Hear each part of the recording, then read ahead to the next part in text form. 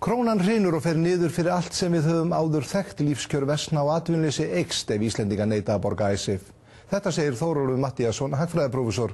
Hann segir að töf á lánum til Íslands sé óþægileg en sviðsmyndin verði hins vegar hrikaleg ef engin lán berast. Sigríður Mogensen. Við erum búin að fá ítrekun á greiðslur eins og á Icesave og við sinnum þeim ekki. Og þá gerist það náttúrulega að þeir sem að lánveitendur okkar vilja ekki láta meira fé af hendi rakna. Og þá hrynur krónan, hún fer niður fyrir allt sem við höfum nokkuð tíma þekkt. Og lífskjör hér hrynja gjörsamlega, atvinnuleysi eykst. Þannig að við erum að horfa upp á alveg hrikalega sviðsmynd og ég bara vona að það kom ekki til þess að slíka sviðsmyndir rætist. Og þá hrynur krónan, hún fer niður fyrir allt sem við höfum nokkuð tíma þekkt.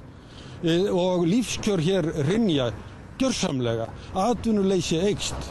Þannig að við erum að horfa upp á alveg hrikalega sviðsmynd og ég bara vona að það kom ekki til þess að slíka sviðsmyndir rætist.